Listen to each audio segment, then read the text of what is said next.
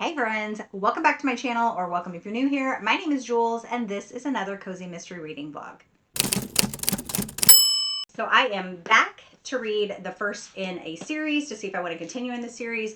These are 3 books from my mother's collection that I got when she moved in with me. So I have Curses Boiled Again by Sherry Randall. This is a Lobster Shack mystery. I have Murder in the Mystery Suite by Ellery Adams. This is a book retreat mystery. And I have Lending a Paw by Lori Cass. This is a bookmobile cat mystery. So today is day 1 of Kindle's Patreon readathon. She's doing a summer picnic readathon. And one of the books I picked to read for the readathon this week is Lending a Paw, because one of the prompts is to read a book with an animal on the cover. And then I just realized that there's an animal on all these covers. But we're going to go with what I originally picked. Eddie followed Minnie home one day, and now she can't seem to shake the furry little shadow. But in spite of her efforts to contain her new pal, the tabby sneaks out and trails her all the way to the bookmobile in the maiden voyage. Before she knows it, her slinky stowaway becomes her cat co-pilot. Minnie and Edie's first day visiting readers around the country seems to pass without trouble until Edie darts outside at the last stop and leads her to the body of a local man who's reached his final chapter. Initially, Minnie is ready to let the police handle this case, but Eddie seems to smell a rat. Together, they'll work to find the killer because a good librarian always knows when justice is overdue. So I will be back when I have some more thoughts on this book for you. Hello, I am back with an update for Lending a Paw.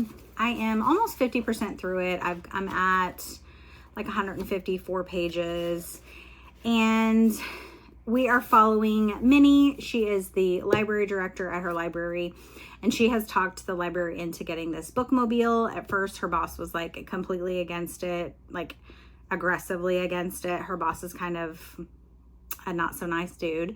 And so she found he was like, we don't have the budget for it. It's not going to happen.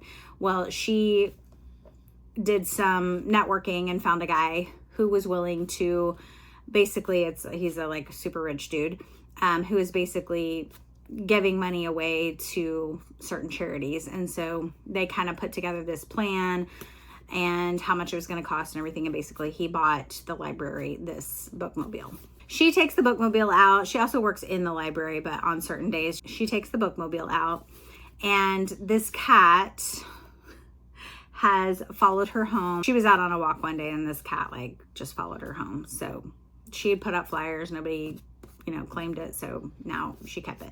So that's Eddie. So Minnie lives on like a houseboat. The cat got out of the houseboat and followed her discreetly, and then found his way onto the bookmobile the first day. So she was already out and about and realized he was there, so she didn't have time to take him back. So he was on the bookmobile the first day, and she's afraid she's going to get in trouble because her boss is, like I said, not nice and doesn't think a cat will be allowed. And so she tried to hide him to where none of the kids, because there were kids at the first stop. She was trying to hide the cat so that nobody would find him, but he found his way out. All the kids loved him, but she's like, it's going to be like a one-time thing. He's not coming back. And so anyway, she ends up finding a body after she's at one of these stops, and the scheduled stop she was at, the people that were supposed to come, they couldn't come. So she was just hanging out and chilling, and because she didn't till her next stop that she had to go to. And so she was just walking around, and she ends up finding this body, which she does know the person. So she did end up sneaking Eddie back onto the bookmobile, and I'm assuming it's going to be a permanent thing eventually because it's a bookmobile cat mystery. They find out that the person that died was leaving a large portion of money to the library, and they don't know why. And so they're kind of trying to figure out, why he would be leaving this money to the library, and maybe like somebody did something to try and get access to that money sooner. So it's just kind of an average cozy for me. I'm not having like a fantastic time with it, but it's not awful. Where I'm at right now, at like this 50% mark, I probably don't know that I would continue in this. I love the concept of a bookmobile and, a mobile library, going to places and letting people check out books and then, return them. I love that, but I don't know how much of it I would want to like keep following. So I will probably be back after I finish this with my final thoughts and star ratings. Hello. I'm back with my final thoughts on Lending a Paw. And I'm trying to think of some other words to say besides, it was okay. Because I feel like all my average cozies, I'm just like, it was okay. I mean, but it was just okay. So I am going to settle on a 3-star for this. So, I mean, it kind of really just follows Minnie along on her days at the bookmobile. I don't know why, but I'm having a hard time picturing her living in this houseboat with this cat. But that aside, so it just follows her along on her bookmobile journeys. So she's still going out on the bookmobile to different areas. And those are fun. And meeting some of the characters that are coming onto the bookmobile and like what books they're interested in and things. Her coworkers are kind of blah. Like one of them's kind of has an attitude. Her boss is a total jerk. And I just don't like anybody. The best part about this book is the cat. It's the cat. And I like through the whole book, she does talk to the cat, and it's so funny because on the audio, when she talks to the cat, and even in here it says murr. So like she'll say something to the cat and it'll go murr or murr. Murr. Anyway, so that was enjoyable and funny, and sometimes I would laugh like when her cat would respond to her talking to him. So she ends up taking one of her neighbors, her houseboat neighbors. He gets hurt and she takes him to like this like out of town hospital, because I guess there's not like a hospital like a good hospital that's like close to them. I just can't picture this town at all, which is hard for me. But so she does meet a doctor that she ends up going on a date with and possibly gonna have a love interest in. I didn't guess who the killer was, but then again, like I don't know, it just didn't seem like anybody was like, everybody was kind of suspicious. So like nobody was likable. So it was kind of, hard to be like, yeah, it's that one. Cause like I just didn't like anybody. So overall, it was an average time. So I'm not going to continue in this series. I just didn't have a connection with anybody enough to want to continue in it. So I'm not going to continue in this series. So I wouldn't say don't pick it up. Like it's probably a great book out there for somebody. It just wasn't for me. So then I started Curses Boiled Again by Sherry Randall. So I started this today and I'm already on page 62 and I'm enjoying it so far. Like it starts off right away with a bang at a festival with a lobster roll competition, and I'm like, I'm here for it. Like any food kind of competitions, like I love that. So I'm gonna read the synopsis. So it says, Allie Larkin was living her dream as a ballet dancer when a bad fall put her out of business. Now she's back home in Mystic Bay to heal a broken ankle while also helping her dear Aunt Gully get her Lazy Mermaid lobster shack off the ground. Nothing would help Gully more than winning the local festival's best lobster roll contest. The competition is sure to be killer, especially after one of the contest judges dies after eating a roll from one of Gully's biggest rivals.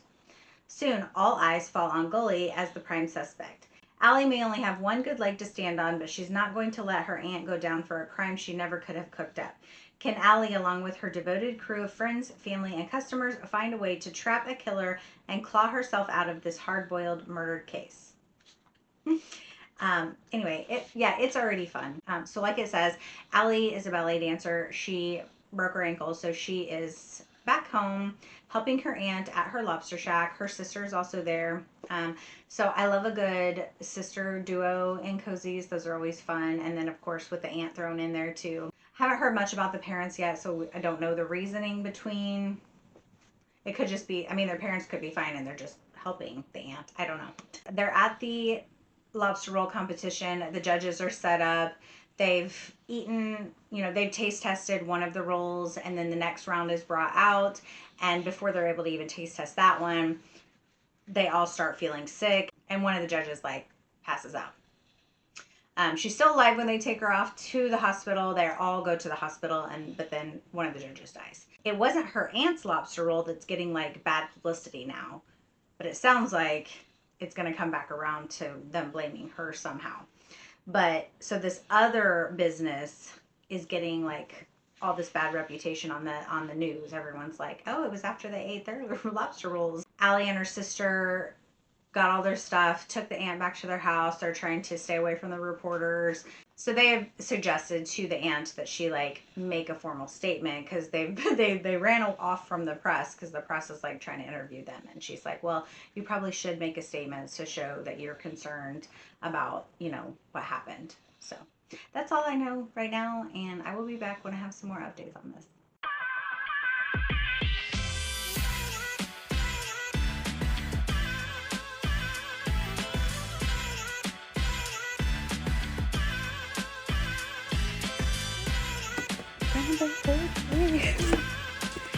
Ta-da! We have raspberry lemonade, blueberry cheesecake, regular chocolate chip, cannoli, and then cookies and cream. I want to eat that one. Okay, we're gonna taste test.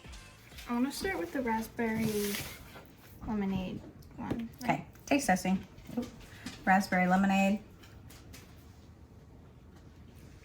I almost cheersed you.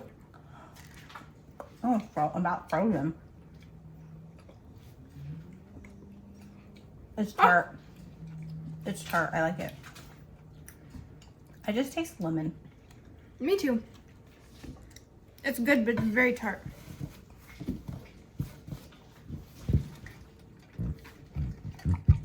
Anyway, this is the cookies and cream. Cookies and cream. Oh, that one's so warm. Oh yeah. Mhm.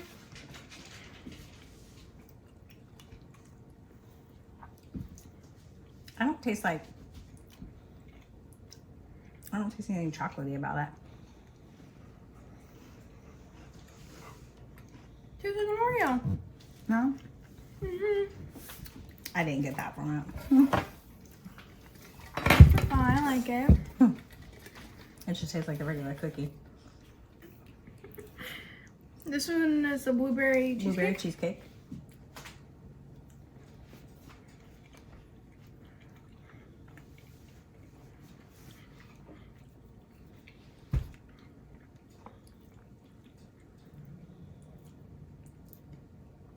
Okay, I don't get blueberry.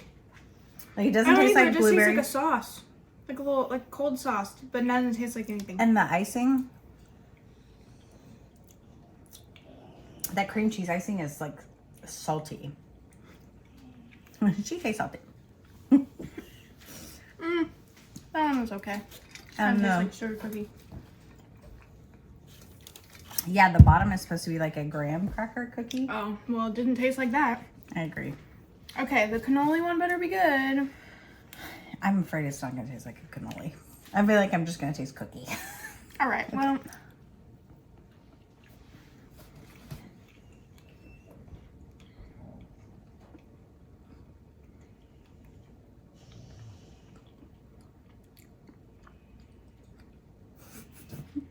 Tastes like a graham cracker. It's very cinnamony, Mm-hmm. which cannolis are not. So where'd they get that from? The filling tastes like absolutely nothing. It tastes like cinnamon. Is it the cookie that's cinnamon? Or the... Alright, that does not taste like a cannoli. I'm disappointed. Well, I love the Oreo one. I like the raspberry one. Which to me just tastes like lemon. Mm-hmm. But that's the best one for me. The raspberry lemonade.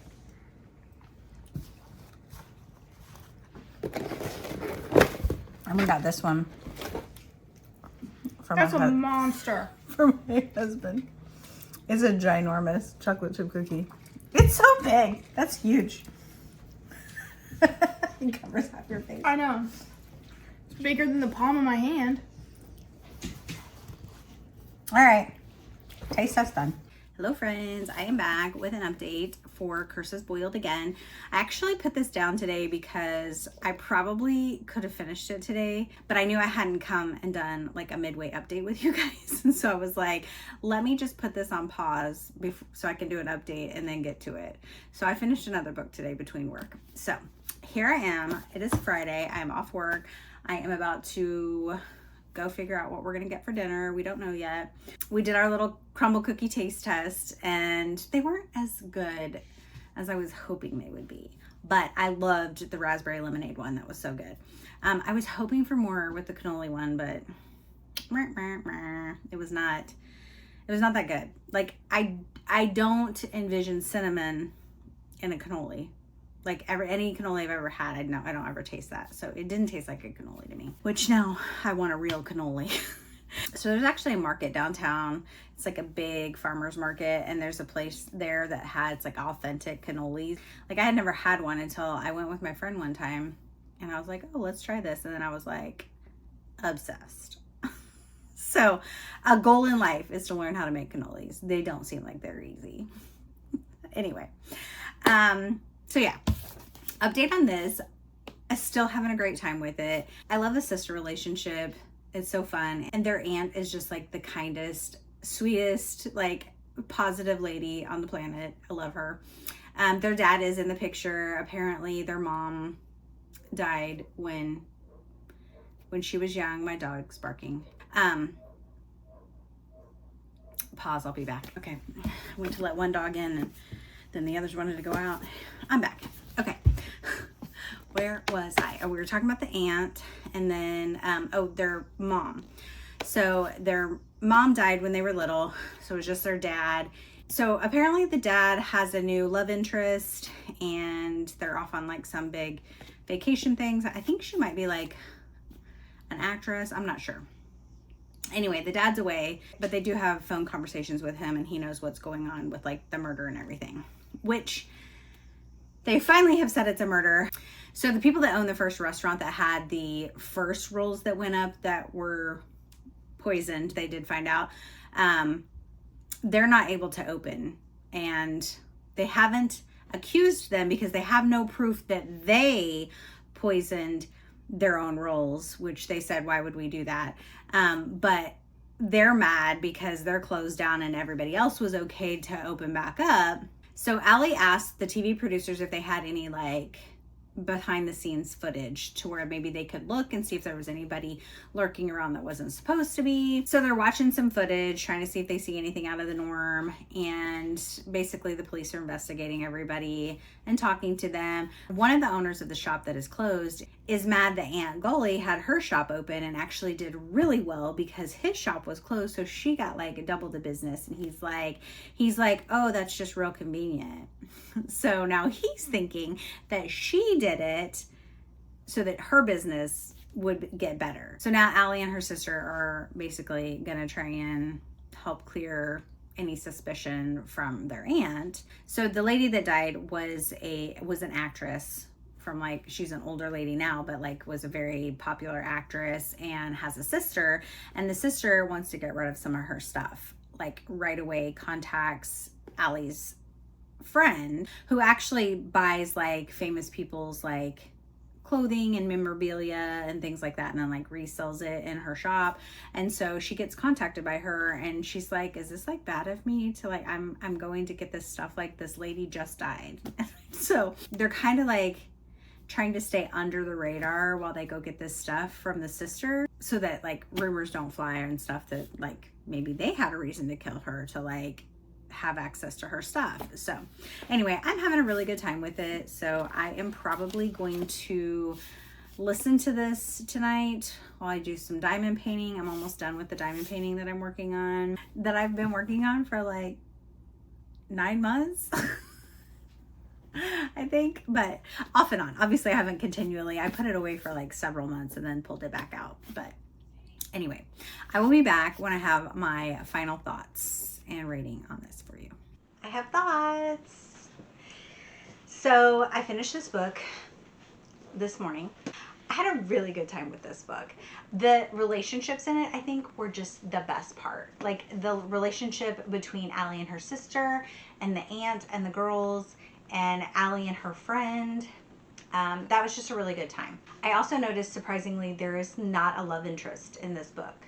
So, like, it mentions, like, somebody that she may have a crush on or thought was cute or whatever, but there's no love interest happening. So I thought that was interesting, and I actually did not mind that, because I don't mind when cozies don't have love interests. But I like when they do as well. So, and I'm not saying there won't be, but unfortunately, there's only 3 books in this series. So I finished it and I was like, ooh, I'm going to continue in the series, only to find out that there's only 3.5. There's a Christmas novella. So I'm just like, well, that's a bummer. So if you're looking for just a quick, short, cozy mystery series to pick up, try this one. So there was a reveal that happened that I, in the back of my mind, was predicting like halfway through. So I was correct in that. So this reveal and the killer was who I thought it was going to be. But then there were also some other happenings that I did not guess. So like other accidents or attacks or whatnot that I did not, they were just kind of like side shenanigans that I didn't guess the reasons behind that or what that was happening for. But yeah, overall had a really good time with this. So I do think that between now and Christmas, I will pick up the second and third books and then pick up the novella around Christmas time so that I can say I read them. But so I probably won't keep this on my shelf because I'm not gonna. It's only 3 books. I'm not gonna, and I probably wouldn't reread them. So, so I'm gonna add this to my Pango shop. So that is my update right now. I'm actually gonna take a pause on this reading vlog. I have one more book left to read in this reading vlog because I am working on my Christmas in July cozy mystery vlog. We'll be back when I pick up the 3rd book for this vlog. The last book I am picking up for this vlog is Murder in the Mystery Suite by Ellery Adams. I started this morning, but I'm only like a chapter in, so I don't have any thoughts yet. But let me tell you what it's about. Tucked away in the rolling hills of rural West Virginia is the storybook resort of Storyton Hall, catering to book lovers who want to get away from it all. To increase her number of bookings, manager Jane Stewart has decided to host a Murder and Mayhem Week so that fans of the mystery genre can gather together for some role-playing and fantasy crime solving. When the winner of the scavenger hunt is found dead in the mystery suite and the valuable book he won as his prize is missing, Jane realizes one of her guests is an actual murderer. Amid a house full of fake detectives, Jane is bound and determined to find a real-life killer. There's no room for error as Jane tries to unlock this mystery before another vacancy opens up. Right away, I'm getting, it mentions Agatha Christie. One of the rooms in the resort is named after Agatha Christie. I think it's a tea room. It's like Agatha Christie tea room. And it kind of seems like it's going to be a murder mystery. They've already referenced some Agatha Christie things in it. And I personally have never read an Agatha Christie book. And I'm actually going to read my first Agatha Christie in August with Gwen's Patreon. So we shall see how that goes. But yeah, so I don't know if it's heavy on the Agatha Christie, since I don't know if I like Agatha Christie or not. We will see. But I will be back when I have some thoughts on this for you. Hello. I thought I would do a quick update. I've read 60 pages of this. And by read, I mean listened. So I started this today between work calls, and I'm not having a good time with this. First of all, I don't think I like the narrators. Unfortunately. It seems, I don't even know how to explain it. So her and her 2 twin boys live at this resort with her great aunt and uncle. So they must have like different living quarters or whatever. So it kind of just starts with them coming up with a way to have a fundraiser and planning this like murder mystery event that people can come, you know, while they're at the resort staying. They can also do like a murder mystery while they're there. Not a lot, doesn't really talk a lot about like what they're gonna do. And then just like randomly there's like a lady on a horse, like a horse that's like spooked and like took off, and then there's another guy galloping through. to rescue her, and the lady ends up dying. She like falls off the horse and dies. And they think that maybe she had like a heart condition or something. So I don't know if we're gonna like circle back to this or what this has to do with this story. So, and then it skips to people showing up for this event, this murder mystery event. So they start on their first like mystery clue scavenger hunt thing that they have to do around the resort. Her great aunt ends up fainting and they have to take her to the hospital, and they found out that she had a stroke. She's alive, but she's in the hospital. That's where I'm at. It just doesn't seem very connected. It seems very sporadic. Anyway, that, and obviously the audiobook is not great. So not off to a good start. So we shall see.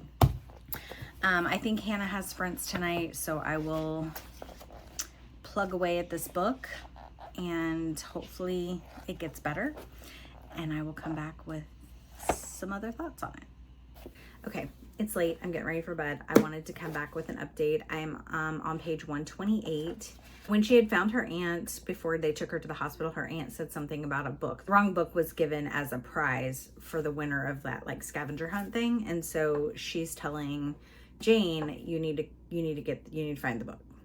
And Jane doesn't understand why or what the significance of this book is.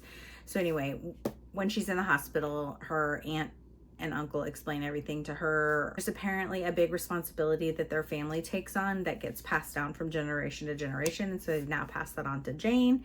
So now she has to try and figure out how to take on this new responsibility as well as be a mom and run the resort. So Aunt's in the hospital, she's in charge, and she's trying to figure out where this book is. So she tries to go to the person who won the book. The back said, he's found dead. So now they have another death on their hands, and this one they have determined is a murder.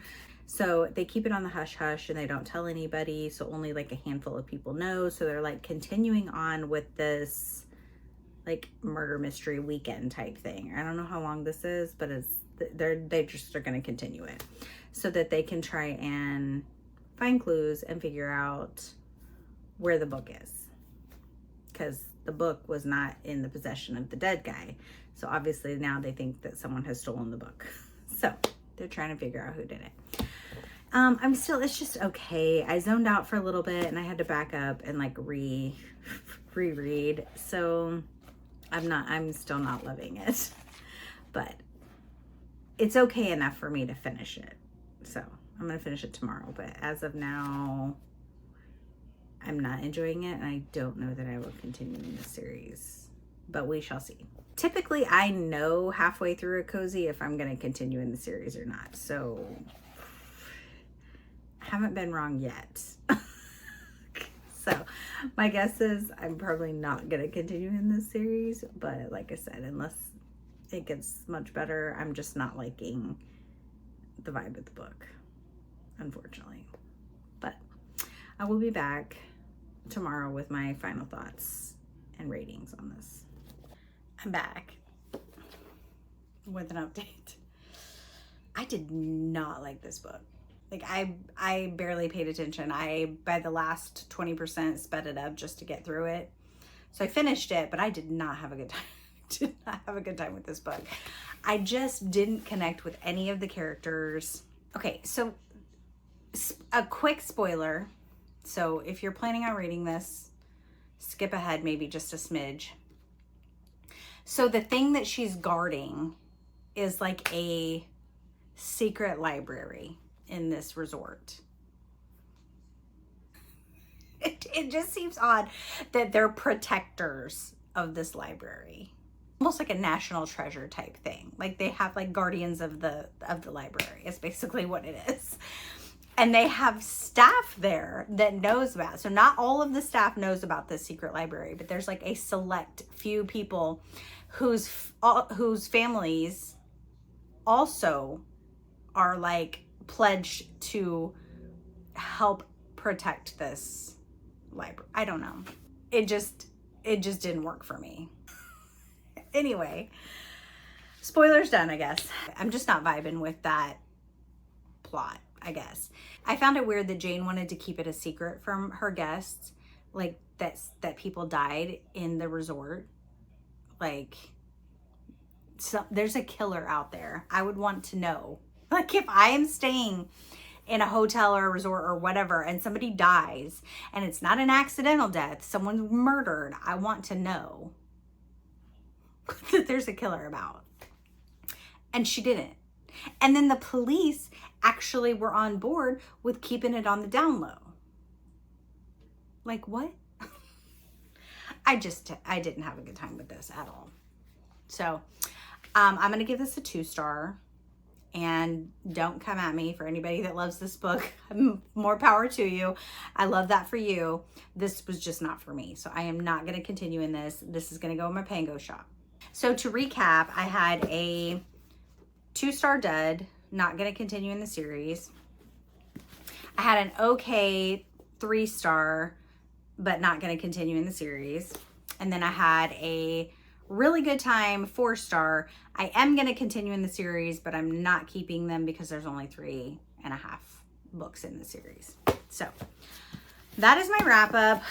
Not horrible, but not great. I hate that I ended in a bad note, but it is what it is.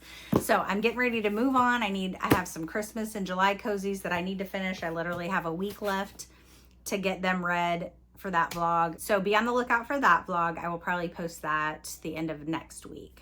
So that is it for this cozy vlog. Have you read any of these cozies? If so, what are your thoughts on them? Let me know in the comments below. And as usual, until my next video, friends, be yourself, be awesome, be kind.